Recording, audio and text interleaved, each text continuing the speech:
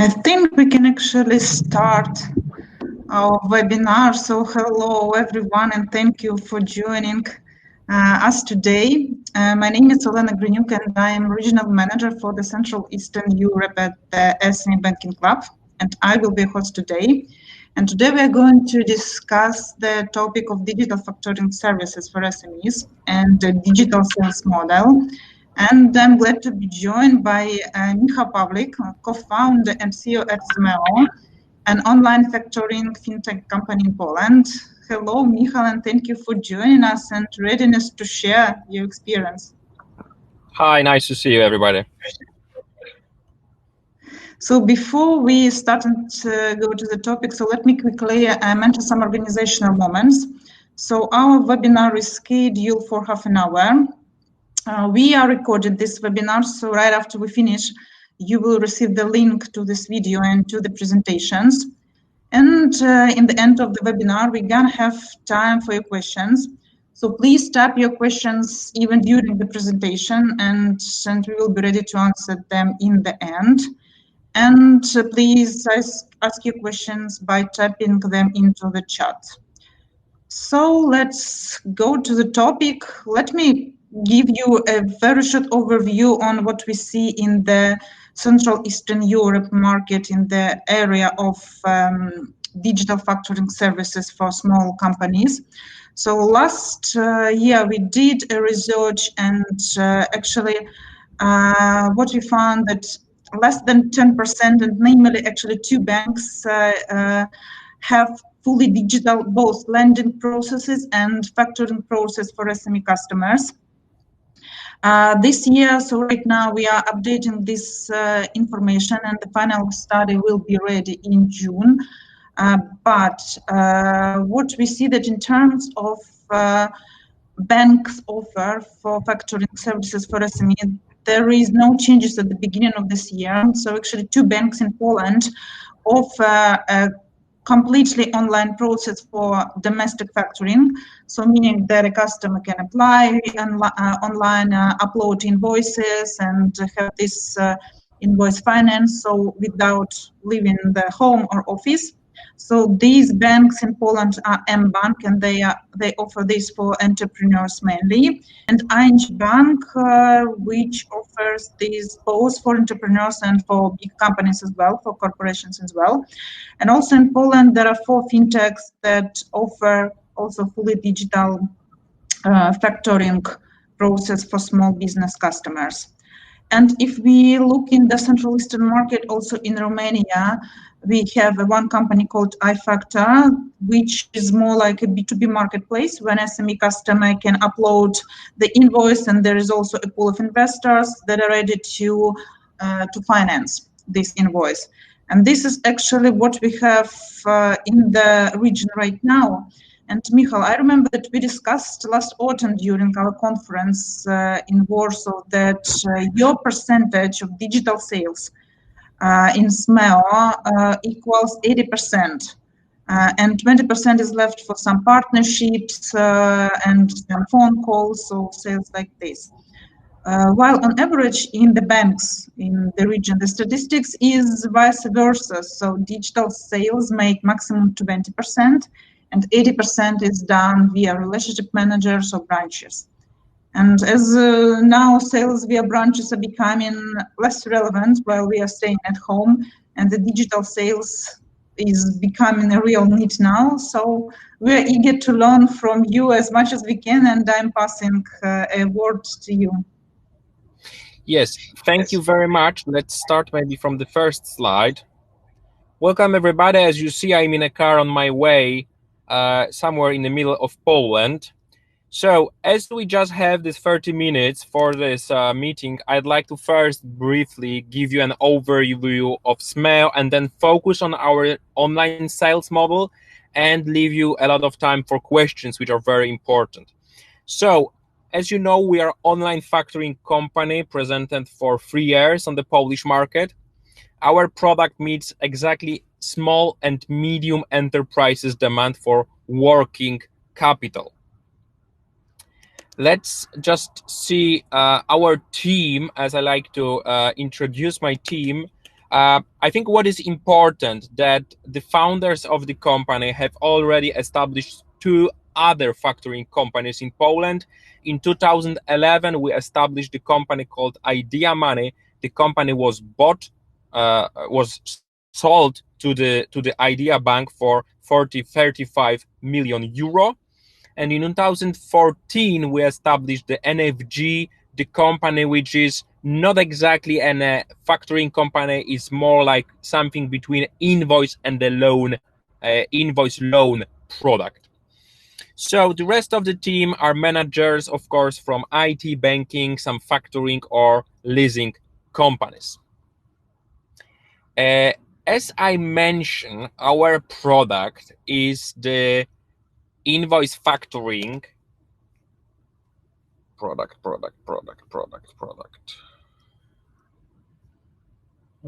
Olena, I see that it's a little bit different, the presentation, but it's okay. It's okay. I will manage to do it. Yes, okay, sorry. The order was a little bit different. So, as you see, our product is a traditional recourse factoring. How it works, probably all of you knows. And so I will leave it to you. But what is important is traditional recourse factoring, meaning that client, the seller, and the debtor are obliged to pay the invoice, the loan.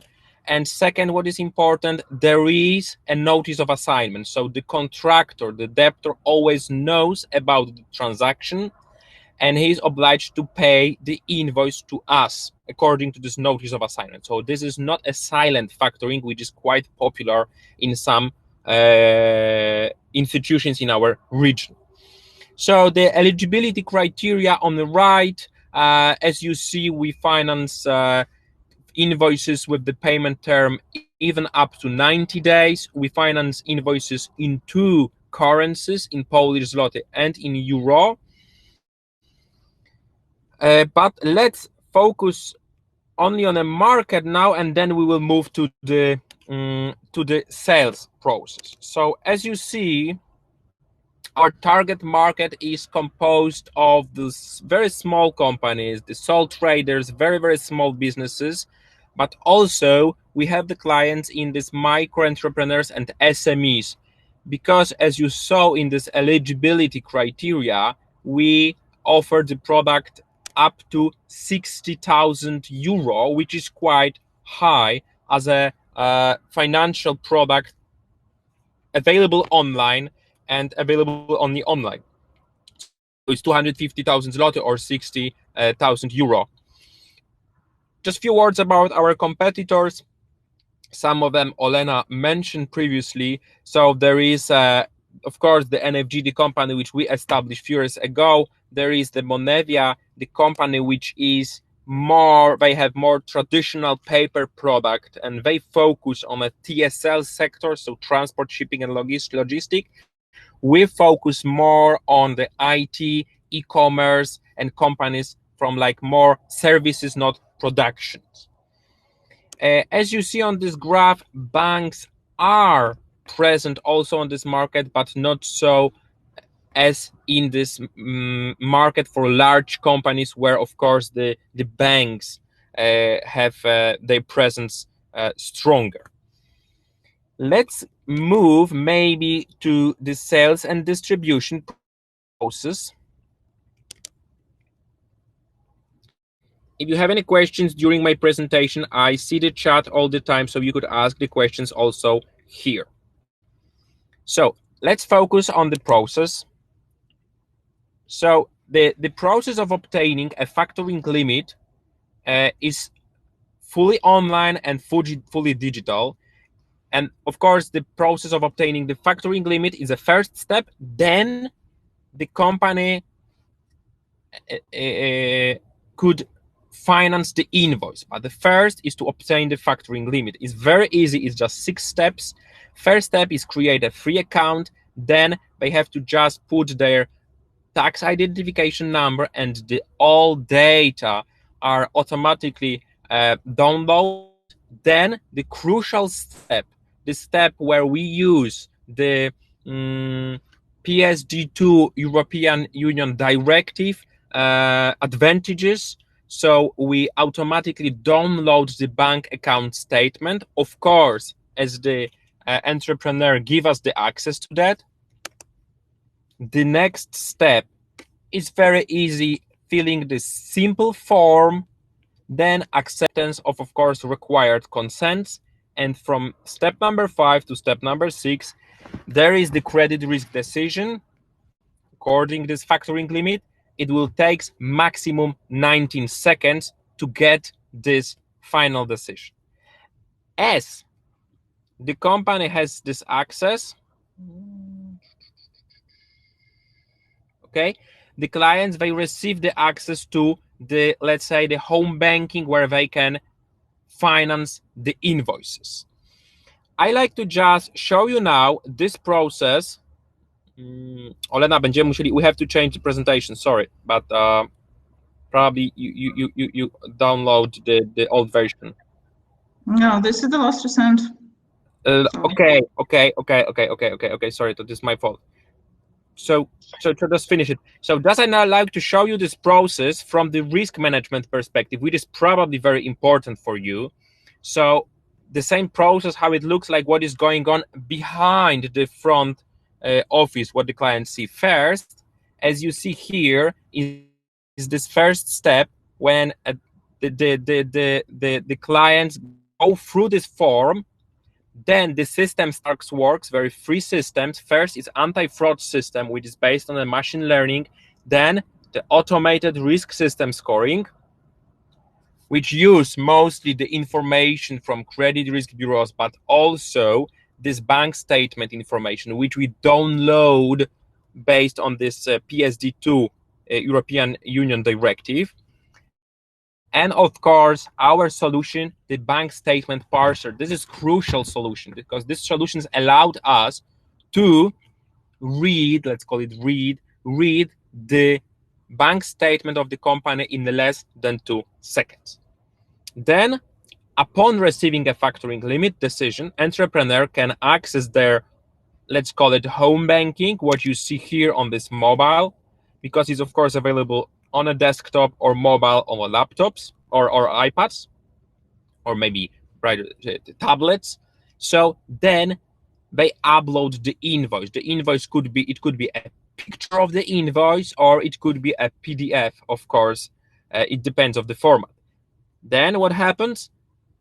The systems, the risk management systems works one more time, because here there is a scoring decision about the debtor, the payer of the invoice.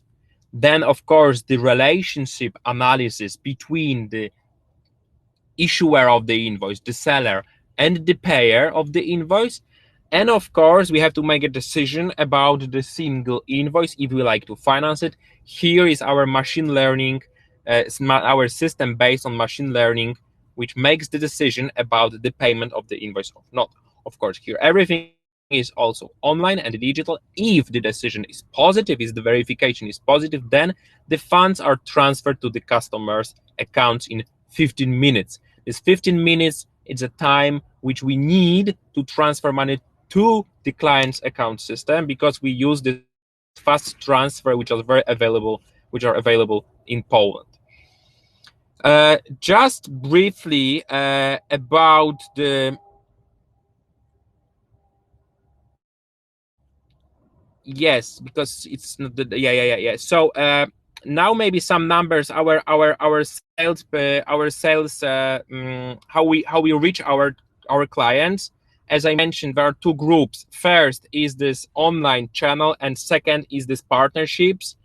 As Olena mentioned, 20% of our customers come from the partnerships model, and 80% are our direct online clients. Of course, on the both ways, from the both channels, they are, let's say, transferred to this online process to obtain the factoring limit. Just at the end, I'd like to show you some data how the coronavirus also influence on our company in a short term, in a long term, which could be important now. So in the short term, of course, how we see the market now. Of course, first, it's important that factoring is different than a loan. It's not a loan. So two important things. First, it's more safe from our perspective as a financial institution because there are bigger portfolio of receivables, different payers, so it's safer than one single loan for us as a financial institution. Second, which is important, the Polish government introduced some law which limited maximum interests. As we are not alone, we don't have to follow this government limitations, so we could charge our clients a little bit higher interest than our colleagues from these loan companies. Of course, as a being 100% online product and remote product, we are now winning if we compare us to traditional factoring companies. Of course, as being a small and agile company, we decide we prepare to the crisis our risk policy and anti-fraud policy quite quickly. Of course, being a small company, that was for us very easy to start working remotely very quickly. So we did it on the 16th of March. The whole company works remotely. As you see, now I'm even working from car. Of course, in the long term, also there are some changes in our risk policy. Of course, we cut some of the industries, including transportation, of course, international transportation, and of course, the whole retail.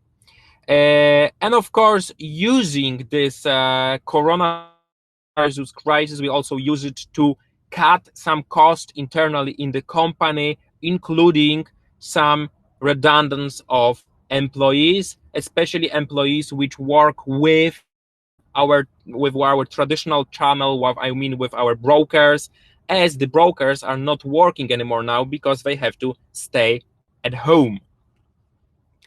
So I will just show this graph with this sales process. And if you have any questions here, let's maybe focus on the questions now, as we have less than 10 minutes. Olena, I could read the questions if you allow me. I will read you the question if you need this. Yeah. So we have the question: how do you prevent fraud with electronic invoices? So this is the first. So first, answering this question. So one of our system based on a neutral networks, which is also our IP rights based on the huge experience of our CRO, who was the CRO of the biggest Polish payday loan company, Vivus. These systems allows us to prevent, let's prevent the all fraud risk. And till now, after 3 years and having turnover more than 200 million Polish zloty, we don't have any transaction which was fraudulent. Mm-hmm. The next question is your product a factoring or invoice discounting? Otherwise, do you handle debt collection or not? Yeah, so our product is a clear invoice factoring. It's not invoice discounting. And we handle debt collection in meaning, I will just answering this question, I will show this graph. So meaning we also go against the debtor, the payer of the invoice. Yes, we collect the money from the debtor. Yes, of course. Mm-hmm. The question is, what is your fee policy?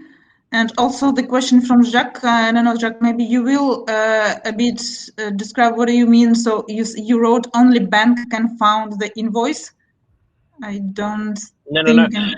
So about the fee policy, so it's very simple. It's very simple. It's very simple. So we charge the company only with two costs, which is interests and factoring commission. But what is important, the policy is very fair because we charge only when the client use the product. So there is no monthly fee, yearly fee, any commission as a signing the contract. No, the client pay only when they get some money from us. And of course, the all commission and the interest, they are compounded daily. Means that if they have the money like for 17 days, they pay only 70 for 17 days. Okay, then next question is, how do you handle the compliance checks during the onboarding process? Okay, the crucial part of the, let's call it compliance, probably like this QIC process, probably Vesela, you are from a bank, as you know the word compliance. We in fintech don't need to use this word so many times as you in banks. So as you see in this process, the client provide us to access to his bank account according to PSD2 European directive. So as he got the access to his bank account, it shows us that it's this person. So we could, based on the information which are there, which are his as bank statement, but also his name, his address, and his document. Okay, the question about the debt collection, showing the graph, as I show the graph here. So yes, the debt collection, which is against the debtor, the payer, it is automated to some extent. Of course, the first like messages, voice calls, and emails are automated, and this process we could call that is automated to some extent. Any more questions? Yes, well, we are. Maybe Yes, some so, questions. Maybe some questions from my colleagues, from my competitors, which I see also here. yeah, so I encourage to type your questions. So meanwhile, Michal, one question from my side. This week, actually on Wednesday, we were discussing the digital product development process. And as if we talk about factoring, so in banks, mainly this product earlier was focused for small companies, so let's say for bigger companies, not for micros, and that's why this segment is not covered because the processes are still too manual to pay off. You mean to say to sell the factoring to micro companies. And now this is actually the times when everybody is pushed to the digital transformation, and it's a very good moment to use kind of ready-made solutions, to faster the processes of product development and when time to market is also crucial. So how do you cooperate with banks on a white label or co-branded solution? How quick this can, you can implement just in case the product with the bank, if you do this? So as you see on this slide, we cooperate already with two banking groups. We work with Santander Group. We are integrated in their, let's call it e-banking system, because it's we work with the leasing company, but we are also integrated, for example, with the Alior Bank in their system. So the white label solutions works great. It's was already used in few cases. So in my opinion, we could like arrange the white label solution for some of the banks in our region just in few weeks, because there is always this implementation process. So it's very easy. And because of this coronavirus crisis, we see a lot of interest in working with us now more than, let's say, 1 month ago. I see, that's good. The other question is, what is the average invoice value and tenor?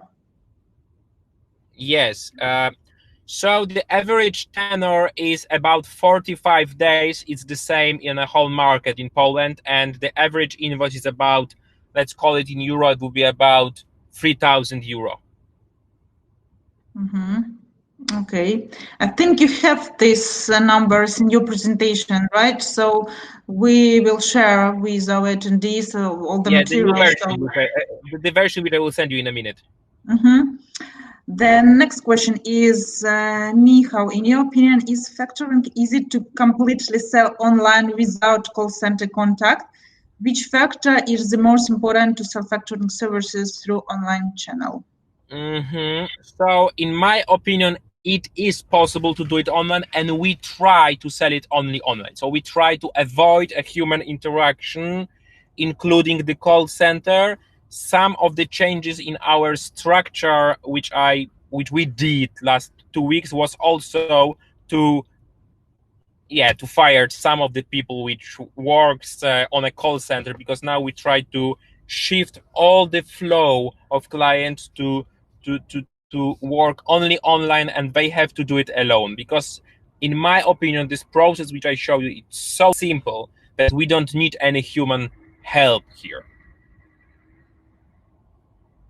I see the new question is coming. Yes, new question is coming, cool. So we will wait for this.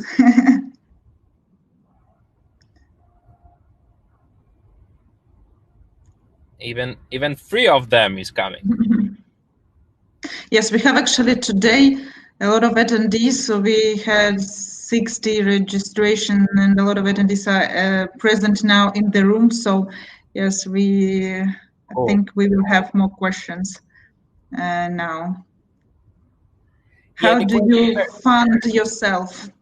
So first, we have a quite rich investor, is the first source of funds, and second, our bonds are on the market. So we finance ourselves by selling the bonds on the market.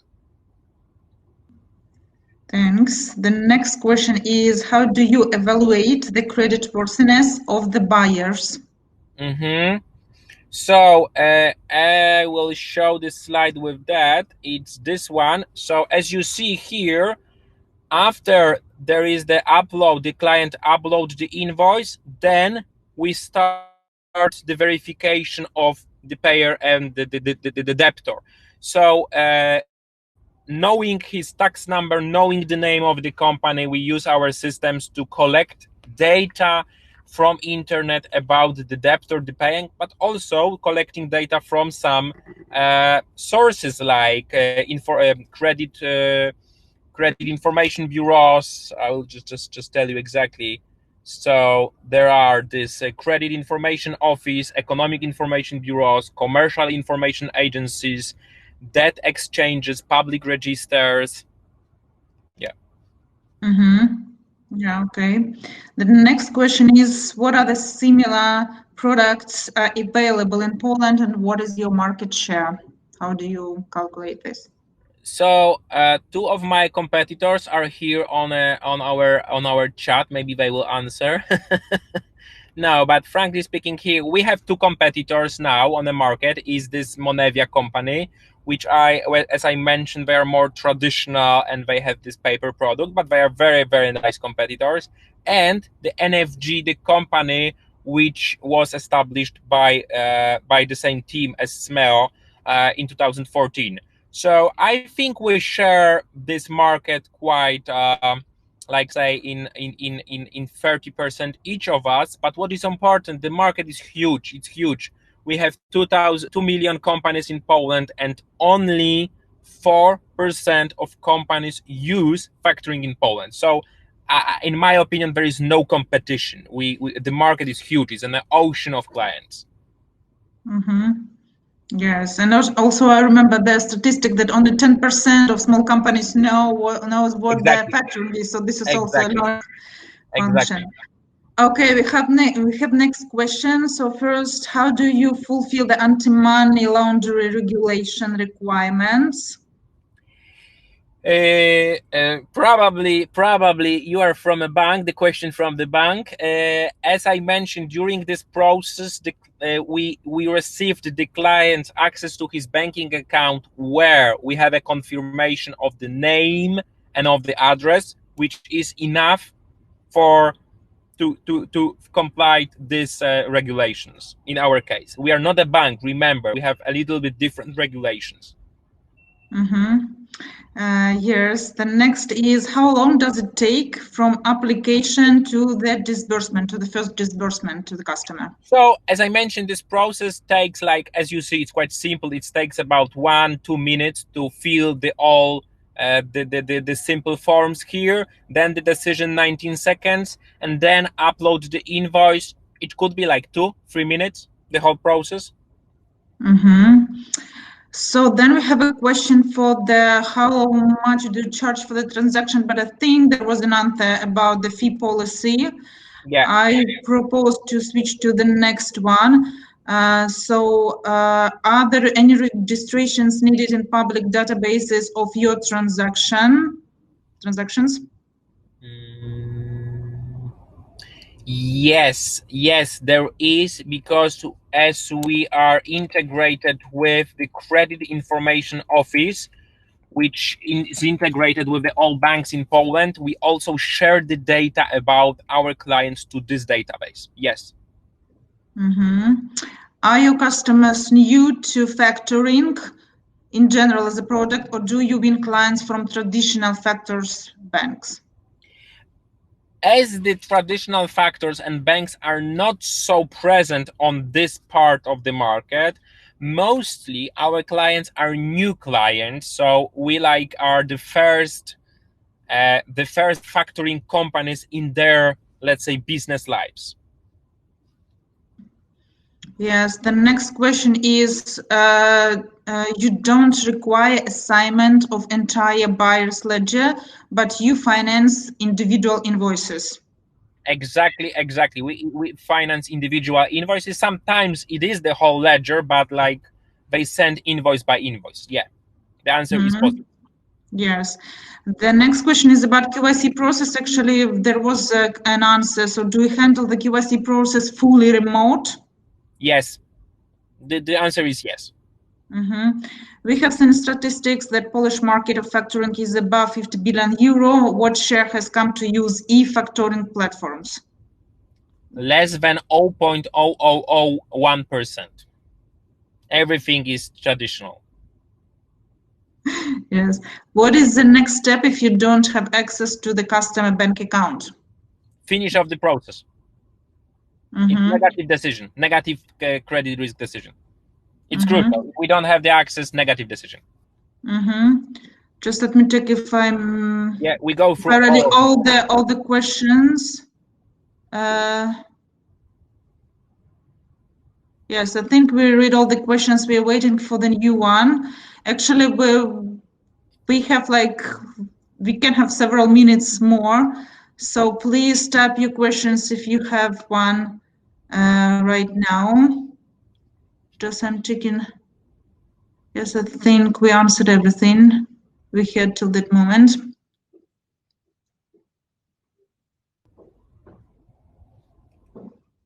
Do you have insurance companies in the scheme? No.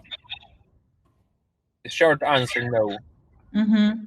Do you use a type of network like Marco Polo, or you have your own developed? I have no idea what is the Marco Polo. I Google what is this Marco Polo, but as I don't know, probably we don't use it. I think the question is about your IT solution, which one you use. I know that you have your own development, so. Okay. Yes. How many investors do you have? Actually, this was an answer. And how do you sign up if someone wants to invest? So now we have only one investor, which is our strategic investor. But Jacques, if you are interested, my email is very simple, or ask Olena. Just if you are interested in investing in SMEO, just text me or mail me. I will be very happy to discuss it with you. There are such opportunities of investment in our company. Yes, I'm reading. Probably this will be the last questions. Trade. Yeah, so this is what is Marco Polo Trade and Working Capital Finance Network facilitating digital transactions. And I think you have everything on your own. Michal, you with us? Yeah, I'm here. Straight. I just don't see you now. You have to turn off your camera. Oh, sorry. Yeah. No, we don't use this Marco Polo. We don't use this Marco Polo. Okay, so I think this will be the last question that Michal will answer. Can the system answer? There is one question. Yes. Can you adapt to another markets? Let's say. Yeah, in other markets, we are very, very happy to be on a Hungarian market. So generally you can adapt your solution to any European market, which is more or less closer to the Polish one. Okay, so I think we will be closing the meeting. So if any question will remain, I would like to talk to you. So the last comment is to bring these ideas to another country.